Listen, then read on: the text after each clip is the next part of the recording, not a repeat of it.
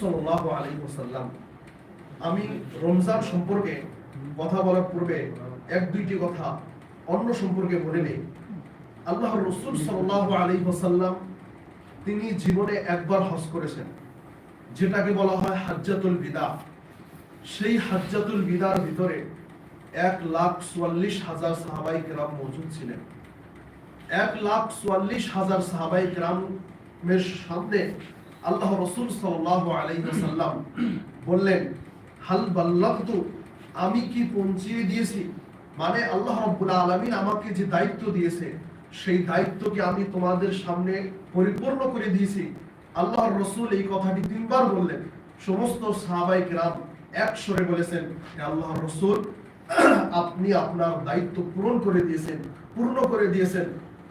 সেই সময় আল্লাহর রাসূল সাল্লাল্লাহু আলাইহি ওয়াসাল্লাম তিনি তেনার শাহাদাত আঙ্গুলি আসমানের দিকে উঠিয়ে তিনবার আল্লাহ রাব্বুল আলামিনকে সাক্ষী রেখে বলেছিলেন, হে আল্লাহ, আল্লাহুম্মা শাহাদ, আল্লাহুম্মা শাহাদ, আল্লাহুম্মা শাহাদ, যে হে আল্লাহ তুমি সাক্ষী থাকো, হে আল্লাহ তুমি সাক্ষী থাকো, হে আল্লাহ তুমি সাক্ষী থাকো। এটি সেই সময়ের ঘটনা। এখন দিনের ব্যাপারে আমাদেরকে মূলনীতি মনে রাখতে হবে, পয়েন্ট মনে রাখতে হবে। যেই পয়েন্টগুলো মনে রাখলে আমরা নিজেরাই অনেকগুলো বিষয় আমরা নিজেরাই ডিসাইড করতে পারবো। প্রথম একটি গুরুত্বপূর্ণ পয়েন্ট হচ্ছে এই, আল্লাহর রাসূল সাল্লাল্লাহু আলাইহি ওয়াসাল্লাম যেই দিন হজের ভাষণ দেন, বিদায় হজের ভাষণের ভিতরে অনেক গুরুত্বপূর্ণ কথা বলেন। সেই গুরুত্বপূর্ণ কথার মধ্যে একটি গুরুত্বপূর্ণ কথা বা একটি গুরুত্বপূর্ণ হাদিস হতে আল্লাহ রাসূল বলেন, তারাকতু ফিকুম আমরাইন লান তাদিল্লু মা তামাসসাকতুম বিহিমা কিতাবাল্লাহি ওয়া সুন্নাত নবিয়্যি, যে তোমরা ততক্ষণ পর্যন্ত পথভ্রষ্ট হবে না যতক্ষণ পর্যন্ত তোমরা কোরআন এবং সহিহ হাদিসকে ধরে রাখবে। আল্লাহ রাসূল সাল্লাল্লাহু আলাইহি ওয়াসাল্লাম এই কথাটি বিদায় হজের ভাষণে স্পষ্ট আকারে বলেন। তারপরে আল্লাহ রাসূল সাল্লাল্লাহু আলাইহি ওয়াসাল্লামের আরো একটি বিখ্যাত হাদিস, যে হাদিসে আল্লাহ রাসূল সাল্লাল্লাহু আলাইহি ওয়াসাল্লাম বলেছেন, লা ইয়াজালু তাইফাতুম মিন উম্মতি যাহিরিনা আলাল হক লা ইয়াদুররুহুম মান খাযালাহুম হাত্তা ইয়াতিয়া ইয়াউমুল কিয়ামাহ, যে কিয়ামত পর্যন্ত আমার উম্মতের ক্ষুদ্র একটি দল থাকবে, কোন পৃথিবীর কোন শক্তি তাদেরকে, কোন পারমাণবিক বোমা, কোন শক্তি, পৃথিবীর শক্তি তাদেরকে কোনো ক্ষতি করতে পারবে না। ক্ষুদ্র একটি দল থাকবে। এই ক্ষুদ্র দলটি কোরআন এবং হাদিসের উপর, মানে এক্সাক্ট আল্লাহ রাসূল সাল্লাল্লাহু আলাইহি ওয়াসাল্লাম পৃথিবীর ভিতরে যা ধুয়ে গিয়েছেন, যা রেখে গিয়েছেন সেটার উপর আমল করে যাবে এবং কি এইভাবে করতে করতে কিয়ামত চলে আসবে। এই দুটি হাদিস। তারপরে বিখ্যাত একজন সাহাবীর কথা বলে আমি রমজান সম্পর্কে দু একটি কথা আলোচনা করব। বিখ্যাত একজন সাহাবী হুযায়ফা ইবনুল ইয়ামান রাদিয়াল্লাহু তাআলা আনহু, যিনি ফিতনা সম্পর্কে, হারাম বিষয় সম্পর্কে অনেক বিষয় বেশি পারদর্শী ছিলেন।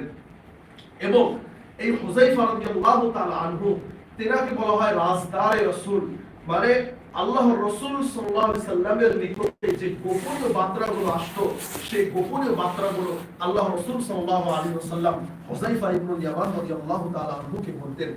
আল্লাহ রাব্বুল আলামিন আল্লাহর রাসূল সাল্লাল্লাহু আলাইহি ওয়াসাল্লামকে যে লিস্ট দিয়েছিলেন, যে এই লিস্টের ভিতরে, মদিনার ভিতরে কোন মানুষ মুনাফিক, কোন কোন মানুষ আপনার সাথে থাকার পরেও মুনাফিক, এই মুনাফিকের লিস্ট দিয়েছিলেন আল্লাহ রাব্বুল আলামিন আল্লাহর রাসূলকে। এই লিস্ট আল্লাহর রাসূল সাল্লাল্লাহু আলাইহি ওয়াসাল্লাম হুযায়ফা ইবনুল ইয়ামান রাদিয়াল্লাহু তাআলা আনহুকে দিয়েছিলেন। এবং আমাদেরকে মনে রাখতে হবে সাহাবায়ে কেরাম তাদের জীবন কত কিরকম তাদের জীবন ছিল, তাদের তাকওয়া পরহেজগারির লেভেল কত উপরে ছিল। ওমর রাদিয়াল্লাহু তাআলা আনহু, যিনি ইসলামের দ্বিতীয় খলিফা, তিনি বারবার হুযায়ফা ইবনুল ইয়ামান রাদিয়াল্লাহু তাআলা আনহুকে রিকোয়েস্ট করতেন যে হে হুযায়ফা ইবনুল ইয়ামান, তুমি সেই লিস্ট আমাকে দেখাও, যে কোনো দিকে আমার নাম তো সেই লিস্টের মধ্যে না পড়ে যাবে। তারা এত পরহেজগার, এত আল্লাহওয়ালা হওয়ার পরেও তাদেরকে এই সমস্ত বস্তু থেকে চিন্তা থাকতো। ওমর রাদিয়াল্লাহু তাআলা আনহু সম্পর্কে আরো অনেক কথা রয়েছে, যা হোক আমরা সেদিকে যাই না। তো আমরা বলছিলাম হুযায়ফা ইবনুল ইয়ামান রাদিয়াল্লাহু তাআলা আনহু সম্পর্কে। হুযায়ফা ইবনুল ইয়ামান রাদিয়াল্লাহু তাআলা আনহু একদা তিনি দুইটা পাথর নিলেন। পাথর নেওয়ার পরে সমস্ত সাহাবায়ে কেরামের সামনে দুইটা পাথর নেওয়ার পরে সমস্ত সাহাবায়ে কেরামকে জিজ্ঞেস করলেন যে হে সাহাবারা, তোমরা কি এই দুইটি পাথরের মধ্যে কোনো রোশনি বা কোনো আলো দেখতে পাও? সমস্ত সাহাবায়ে কেরাম